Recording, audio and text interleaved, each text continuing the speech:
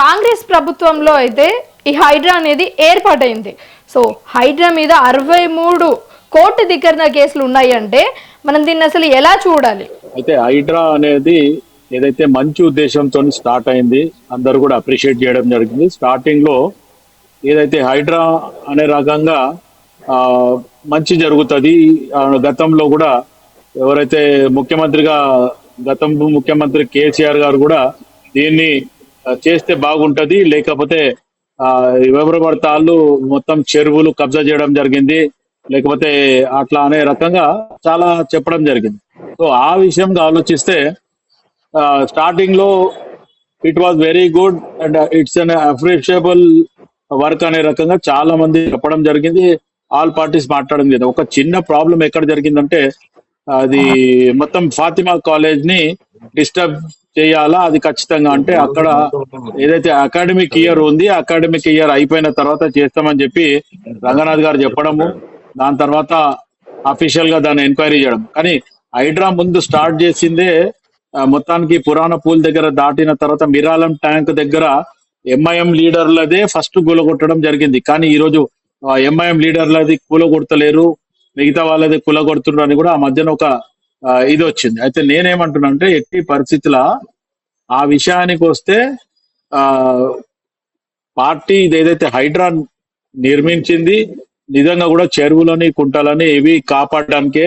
మొత్తానికి హైదరాబాద్ లో స్టార్ట్ చేస్తే మొత్తం కరీంనగర్ లో కావాలి, విజయవాడలో కావాలి, లేకపోతే వరంగల్ లో కావాలి, ఇట్లా ఏరియా వైజ్ కూడా హైడ్రా పేరు మార్చి మా దగ్గర పెట్టుండని చెప్పి కూడా చెప్పడం. ప్రతి డిస్ట్రిక్ట్ లో ఇట్లా చెరువులను కబ్జా చేసిండ్రు. గత బీఆర్ఎస్ ప్రభుత్వంలో మొత్తానికి చెరువులను పూడికలు తీస్తామని, చెరువులను కుంటలను అంతా క్లీన్ చేస్తామని చెప్పి అవి కూడా కబ్జా చేసిండ్రు అనేది కూడా దాని మీద ప్రజలే స్వచ్ఛందంగా రావడం జరిగింది, ప్రభుత్వానికి చెప్పడం జరిగింది. కానీ పరిస్థితులు కొన్ని రకంగా మార్పులు చేర్పులు వచ్చి కొంతమంది ఈ సున్నం చెరువు దగ్గర అక్కడ కొన్ని కూలగొట్టడం జరిగింది. దాని తర్వాత వాళ్ళకి పునరావాసము ప్రజల మధ్యన లేకపోతే హైడ్రా మధ్యన ఒక విభేదాలు రావడం జరిగింది. మేము ఎక్కడైతే కట్టుకున్నామో మాకు అక్కడే కావాలని ప్రజలు అనడము, తర్వాత ఇది మొత్తానికి వ్యతిరేకంగా ఉంది అనే రకంగా కూలగొట్టడము, తర్వాత సాటర్డే సండేనే దాన్ని కూలగొట్టడం అనే దాని మీద కూడా చాలా మటుకు ఏదైతే విభేదాలు రావడం జరిగింది. దానికి ఎప్పటికప్పుడు కోర్టుకు పోవడము, కోర్టు దగ్గర కూడా రంగనాథ్ గారు ఒక కోర్టుకి రమ్మన్న తర్వాత కూడా ఏదో ఎక్స్ప్లెనేషన్ ఇచ్చి నేను మొత్తానికి రాను అనకుండా ఆయనకి ఏదో పని ఉంది, బిజీ ఇవాళ కాదు నేను తర్వాత వస్తా అనడం జరిగింది. అది పెండింగ్ అయింది. ఇప్పుడు అదే మీరు అడిగిన ప్రశ్న, అదే 63 కేసులు కోర్టు ధిక్కారణ కింద ఉన్నాయి హైడ్రా రంగనాథ్ గారు అని. సరే ముఖ్యమంత్రి గారికి క్లోజా ఇంకెవరికి క్లోజా అనేది పక్కన పెడితే హైడ్రా కమిషనర్ గారికి ఇంతకుముందు మంచి పేరు ఉండే, ఇక్కడ కూడా మంచి పేరు తెచ్చుకుంటాడని చెప్పి కాంగ్రెస్ పార్టీ ఈయనని కోరి వేయడం జరిగింది. తర్వాత ఇక్కడ ఏవైతే ప్రజలకు వ్యతిరేకంగా లేకపోతే బీద ప్రజలకి అన్యాయం జరుగుతుంది, గొప్ప వాళ్ళని ఈయన సేవ్ చేస్తుండు అనే రకంగా కోర్టుకి ఏదైతే కంప్లైంట్స్ పోయినాయో దాని మీద శివకుమార్ గారు చిన్న సందేహం. సో హైడ్రా ఎప్పుడైతే స్టార్ట్ అయిందో అప్పటి నుంచి ఓన్లీ ప్రశంసలే ఉన్నాయి అన్న మీ మాట ఏదైతే ఉందో దాన్ని నేను ఖండిస్తున్నాను. ఎందుకంటే హైడ్రా మీద స్టార్టింగ్ నుంచి కూడా ఎన్ని ప్రశంసలు ఉన్నాయో అన్ని విమర్శలు కూడా ఉన్నాయి. చాలా మంది వాళ్ళ కడుపు కోత, వాళ్ళ కష్టం అదంతా కూడా చేసుకొని వాళ్ళు ఇల్లు కట్టుకుంటే ఆ ఇంటిని పడగొట్టారు అని చాలా మంది ఏడ్చిన పెడబొబ్బులు పెట్టిన సందర్భాలు కూడా ఉన్నాయి. సో విమర్శలు ఉన్నాయి, ప్రశంసలు ఉన్నాయి. మీరు ఓన్లీ ప్రశంసల గురించి లేదు రమ్య గారు, నేను ఒప్పుకుంటా. ఎప్పుడైనా గుర్తుపెట్టుకోండి, ఒక న్యాయం చేయాలని పోయినప్పుడు ఒక్కొరికి న్యాయం అవుతుంది, ఇంకొకరికి అన్యాయం కూడా జరుగుతుంది. కానీ ప్రజలు కూడా ఇక్కడ ఆలోచించాలా. మొత్తానికి చెరువులు కుంటల దగ్గర పోయి మేము కబ్జా చేస్తాము, ఎవరో వాళ్ళు అమ్మేసిండ్రు, మేము కొనుక్కుంటాము, ఆడ 3 ఫ్లోర్లు కొంటాం కడతాము, 5 ఫ్లోర్లు కడతాము, ఈ రోజు మాకు కూలిపోయింది, దీనికి పరిహారం ఇయ్యాలి అంటే ఫస్ట్ ఆఫ్ ఆల్ ఆ ల్యాండ్ క్లియరెన్స్ ఉందా లేదా, లేకపోతే ఇది చెరువా కుంటనా అనే రకంగా కొంచెం ఆలోచించాలి. ఇప్పుడు ఎందుకు మనం ఫెరోజ్ కూడా ఏదైతే ఉందో ఉప్పల్ దాటిన తర్వాత ఆ చెరువును కూడా చూడండి కబ్జాలు జరిగిపోయినాయి. మంచి ఒక హాఫ్ అన్ అవర్ 1 అవర్ గంట వర్షం పడితే ఆ ఎంటైర్ కాలనీ 2 ఫ్లోర్లు మునిగిపోతున్నాయి. మరి ఇప్పుడు అది ఎవరు తప్పు అంటారు? అమ్మినోని తప్పు అయితే కొనేటోళ్ళది కూడా అంతే తప్పు ఉంది కదా. కొనేటోళ్ళు కూడా మాకు తక్కువలో వస్తుంది అని వాళ్ళు అక్కడ పోవడము, ఆ అమ్మేటోడు ఎవడో అమ్ముకొని సొమ్ము చేసుకొని వాడు పారిపోవడం. ఒకవేళ వీళ్ళు వెళ్ళి కొన్నోళ్ళు ఒక సొసైటీగా కొన్నారా, ఏ రకంగా కొన్నారా, వీళ్ళంతా పోయి అమ్మినోని ఏమన్నా అడుగుతారా? లేదు. మళ్ళీ వచ్చి ప్రభుత్వం అప్పుడు ఎందుకు జారీ చేసింది, ప్రభుత్వం ఎందుకు ఇది. మీరు మనం కూడా కొన్ని సందర్భాలలో ప్రజల నుంచి కూడా ఆలోచించాల. ప్రభుత్వం తప్పు లేదు అని నేను ఏకతాటిగా చెప్పడం లేదు. ఎస్, కొన్ని జాగాలలో ప్రభుత్వం తప్పు కూడా జరిగిండొచ్చు, అప్పుడున్న అధికారులు చేసిండొచ్చు. ఇప్పుడు కూడా గత 10 సంవత్సరాల తిమింగలాలంతా ఇప్పుడు ప్రస్తుతానికి బయటపడుతుంది. ఒక్కొక్కళ్ళకు 100,000 కోట్ల రూపాయలు. ఇది మనం ఇంకేం చేస్తాం దానికి? ఇటువంటి పరిస్థితులు జరుగుతున్నాయి. అయితే ఒకటి, ఈరోజు రంగనాథ్ గారు చూసుకోవాలి ఈ 63 కేసులు ఏదైతే కోర్టు ధిక్కారాన్ని చేసిండో దానికి ఈ రోజు హైకోర్టు సీరియస్ అయింది.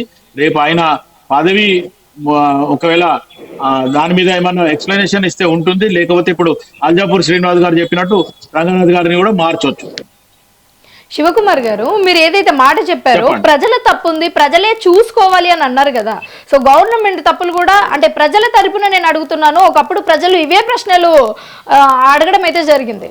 సో ముఖ్యంగా ఇక్కడ ఏంటి అంటే, ఒక కంపెనీ కావచ్చు, లేకపోతే ఏదో ఒక సంస్థ కావచ్చు, అక్కడ ఒక వెంచర్ వేసినప్పుడు దాన్ని అమ్మడానికి కొన్ని రైట్స్ అయితే కావాలి కదా. సో ఆ రైట్స్ ని గవర్నమెంట్ ఇచ్చింది, అరేరా కావచ్చు, లేకపోతే డిటిటిసి కావచ్చు, ఇవన్నీ కూడా ఇచ్చింది అని అంటున్నారు. సో ఒకవేళ ఇది కాకపోతే ఇల్లు కట్టుకునేటప్పుడైనా కొన్ని పర్మిషన్స్ కావాలి కదా గవర్నమెంట్ దగ్గర నుంచి. సో ఆ టైంలో గవర్నమెంట్ ఎందుకు పర్మిషన్స్ ఇచ్చింది? పర్మిషన్స్ ఇవ్వకపోతే ఇల్లు కట్టుకునే వాళ్ళే కాదు కదా. ఓ రమ్య గారు, మీరు అన్న మాట వాస్తవం. కానీ ముఖ్యమంత్రికి కానీ మంత్రులకు కానీ తెలియకుండా అక్కడ ఏదైతే అథారిటీస్ ఉంటారో, ఎవరైతే ఇప్పుడు టౌన్ ప్లానింగ్ అనుకోండి, లేకపోతే అక్కడ ఎంఆర్ఓ కానీ, లేకపోతే మిగతా ఏదైతే డిపార్ట్మెంట్స్ ఉన్నాయో, వీళ్ళు ప్రజలు కూడా అక్కడ వెళ్ళడము, మా వర్క్ తొందర కావాలని చెప్పి బల్ల కిందకి ఇయ్యడము, లేకపోతే వాళ్ళని పక్కన తీసుకుపోయి దావత్ ఇవ్వడము, ఇవన్నీ చేసి కూడా ప్రజలు అలవాటు చేసేసిన తర్వాత ఇప్పుడు నేను ఇప్పుడు అదే మీకు చెప్పింది. తిమింగలాలు 10 సంవత్సరాలు 12 సంవత్సరాల నుంచి మింగిన తిమింగలాలు ఈ రోజు బయటపడుతున్నారు అంటే ఒక్కొక్కరికి 100,000 కోట్లు, 2-3 కిలోల బంగారాలు, ఫ్లాట్లు, మణికొండ, అక్కడ పాష్ ఏరియాల అపార్ట్మెంట్ ఏడికైనా వచ్చినాయండి. ఇదంతా ప్రజల సొమ్మే. కాకపోతే ఇక్కడ నేను ఎందుకు ప్రజలను ఎందుకు అన్నంటే, నేను కూడా ప్రజలలో నేను కూడా ఒక వ్యక్తే. కానీ మనం ఆలోచించి, ఇప్పుడు నేనేమో ఎవరికి మొత్తం బ్రైడ్ ఇవ్వ, నేను అటువంటి పరిస్థితి వస్తే కంప్లైంట్ చేస్తాను. నా ఉద్దేశం అది. కానీ అందరిది ఆ ఉద్దేశం ఉండే కదా, నా పని అయిపోవాలి అనుకుంటే బల్ల కిందకి మేము ఏమని ఇస్తాము, మా పని మేము చేసుకుంటాం అనేటోళ్ళు ఉన్నంత కాలము ఇటువంటి తిమింగలాలు వస్తూనే ఉంటారు, ఇటువంటి దొంగ ఆర్డర్స్ ఇస్తూనే ఉంటారు. రేపు ప్రాబ్లం అయినప్పుడు మటుకు ఎవరైతే ఆగమేఘాల మీద ఈ ఆర్డర్లు తెచ్చుకొని అక్కడ ఇల్లు కట్టినరో, ఇప్పుడు నష్టపోయింది ఎవరు? అక్కడ కట్టుకున్న ఒక ఫస్ట్ ఫ్లోర్ కానీ, 3 ఫ్లోర్స్ కానీ, 2nd ఫ్లోర్ కానీ కట్టిన వాళ్ళు ఇప్పుడు హైడ్రా వచ్చి కూలగొట్టినప్పుడు ఇది లీగల్ కాదు, ఇల్లీగల్ ఉంది అంటే అప్పుడు మీరు పర్మిషన్ ఇచ్చిన మేము తీసుకున్నామంటే, పర్మిషన్ ఇచ్చిన వాళ్ళని కూడా ఈ రోజు అప్పట్లో ఉన్న ఆఫీసర్ రిటైర్ కాకపోయిన అధికారి ఇటు ఉంటే ఇమీడియట్ గా అటువంటి వాళ్ళని కూడా సస్పెండ్ చేయాలనేది నా ఆలోచన. లేదు అవసరం అనుకుంటే వాళ్ళ దగ్గర తిరిగి వాళ్ళు సంపాదించిన సొమ్ముని గవర్నమెంట్ హ్యాండ్ ఓవర్ చేసుకోవాలి. గారు, సో ఏదైతే కోర్టు ఆదేశాలు జారీ చేసిందో, హైడ్రా రంగనాథ్ గారు మాట వినట్లేదు, పదే కోర్టు ధిక్కరణ చేస్తోంది అని. సో ఇక్కడ కోర్టు ఆదేశాలను గవర్నమెంట్ తప్పు చేస్తుందా, లేకపోతే రంగనాథ్ గారు తప్పు చేస్తున్నారా? కోర్టు ఎవరో ఏదో కేసు ఎక్కడనో ఏరియాలో, మా ఏరియాలో ఇల్లీగల్ గా రంగనాథ్ గారు అక్కడ వచ్చి రాత్రి కూలగొట్టిండని ఎవరో కోర్టులో కేసు వేస్తారు. ఆ కేసుకి రంగనాథ్ గారికి నోటీస్ వస్తుంది కోర్టు నుంచి, మీరు రమ్మని, మీరు హాజరు కావాలా కోర్టు దగ్గర అని ఆ రంగనాథ్ గారికి వాళ్ళు సమన్ పంపిస్తారు. సో రంగనాథ్ గారు బిజీ ఉన్న చేతనా, లేకపోతే ఆయన ఎక్కడన్నా బయట రాష్ట్రం పోయిన చేతనా, ఆయన ఒక అప్లికేషన్ మళ్ళీ పెట్టి, నేను ఫలానా టైంలో నేను ఇక్కడ ఉన్నా, ఇప్పుడు రాలేను, నేను మళ్ళీ సారి వస్తాను, లేకపోతే నెక్స్ట్ ఇంకొక డేట్ ఇవ్వండి, నేను అప్పుడు వస్తా అని చెప్పి ఆయన లెటర్ రాసి ఇచ్చి ఉంటాడు. మొత్తానికి ధిక్కారాన అంటే నేను మొత్తానికి రాను కోర్టు అని చెప్పాడు. ఎక్కడో ఒక దగ్గర ఆయన బిజీ ఉండడమా, లేకపోతే ఇంకేదన్నా జరిగి ఆ టైం తీసుకున్నాడు కాబట్టి ఆ టైంలోనే కొంచెం ఇటువంటి పరిస్థితులు జరిగినాయి. దాన్ని చాలా సార్లు చేసేసింది కాబట్టి 63 సార్లు అంటే నిజంగా కూడా అది చాలా కేసులు. అది ఆయన ఇంత చేయడం కూడా మంచి పద్ధతి కాదు. అది దానికనే ఈ రోజు హైకోర్టు బాగా సీరియస్ గా కావడం కూడా జరిగింది. మరి ప్రభుత్వం ఏం చేస్తుంది అనేది మనం చూద్దాం.